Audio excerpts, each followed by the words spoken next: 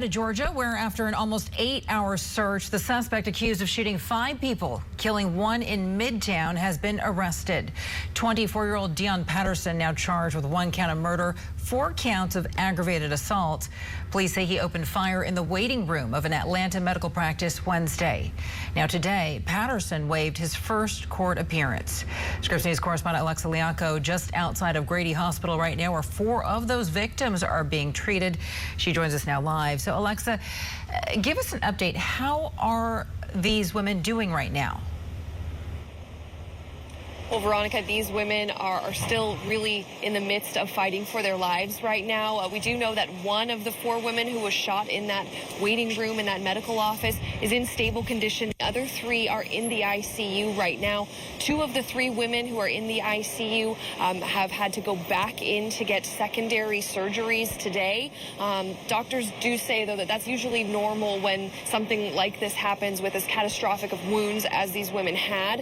And they do hope that these women can pull through. But again, 2 of the 3 that are in ICU still in surgery today. And what can you tell us about the suspect in this case? Because I understand that his mother accompanied her son to the medical office. And I also understand that she had spoken with the Associated Press and said that he was having issues with mental instability. What does this mean exactly? Do we know anything about the health condition that he was suffering? Well, we're starting to learn a little bit more about his background. We know that he was in the U.S. Coast Guard beginning in 2018, and in January of this year left the Coast Guard, but they have not given us an explanation or reason as to why he left the service. We do know that he was with his mother at that appointment seeking a drug for Ativan, a common medication for anxiety and depression. His mother has said that he was not able to get that drug from the VA and that her son was having a rough time not having the medication that they would like.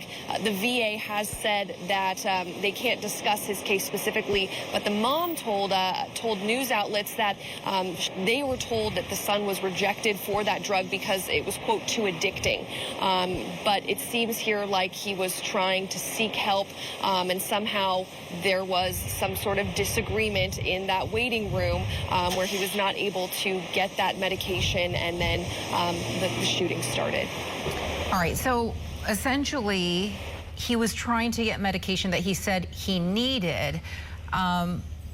Do we know anything about the gun that he supposedly had? Because he couldn't get medication, but he could get a gun. Do we know anything about the gun and where it came from? At this point, we're reading from affidavits that it was a semi-automatic handgun. He obviously walked into the medical building with his mom for an appointment, so he was not, able to conceal a larger weapon. And from surveillance photos as well, you can see the outline of a handgun-sized weapon. But police originally did not recover that handgun in their search. It's not clear yet if they have recovered that gun when they arrested Patterson yesterday evening. Finally, Alexa, he said that you were saying that he waived his court appearance today. So where does that leave this investigation? What happens next? So he waived that appearance today. He is facing 1 count of murder, 4 counts of aggravated assault here, and they have not set his next court date yet. But yesterday, when we were out there on the scene, the mayor came and spoke with media.